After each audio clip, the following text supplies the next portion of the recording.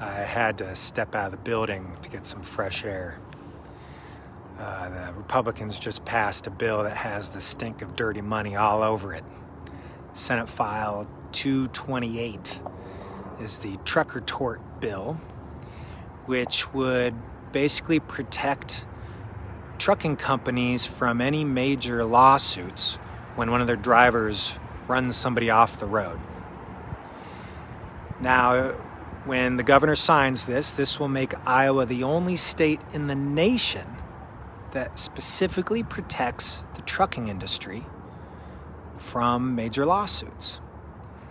Now, what is it about Iowa that would make us America's safe haven for trucking companies? Do we have the most truck drivers? No. Do we have the most truck traffic?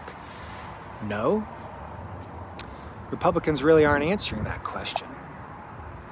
Well, it just so happens that one of the Iowa Republican Party's top campaign donors happens to own a trucking company.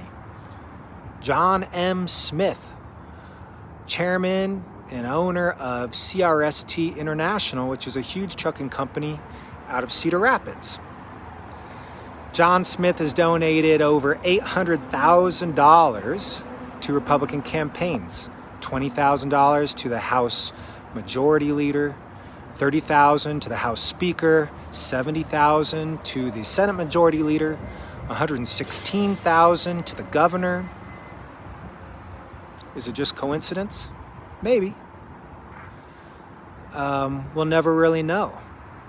But the sad truth is even if John Smith met with each Republican lawmaker and said, hey, I'd like to have a law that protects my company from huge lawsuits, and then hands them a check to their campaigns for tens of thousands of dollars, that would be completely legal under Iowa law.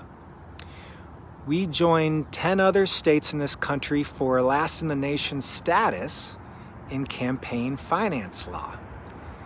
It could be $1 billion check. It would be completely legal. There are no limits to campaign contributions to candidates running for state or local office in Iowa. So, if you ever wonder why our lawmakers seem to be passing laws, spending so much time passing laws that don't really help you, and in fact maybe hurt you, one should ask oneself, well, how much money did I donate to my politicians' campaigns? It shouldn't be that way, I agree.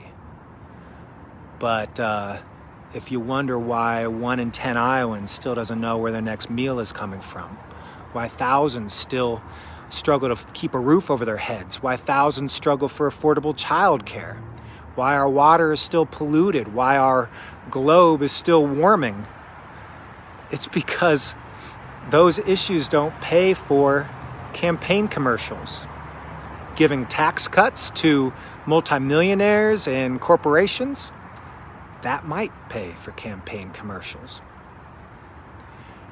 And I might be biased, but I will say that the Democratic Party has lobbied for issues and has tried to pass laws that try to get at some of the inequities of our society, not because it pays, but because it's the right thing to do.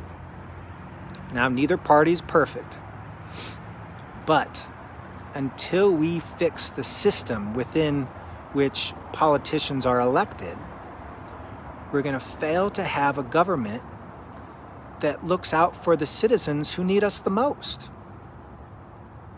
Step 1 is awareness. Campaign finance reform is not a sexy issue.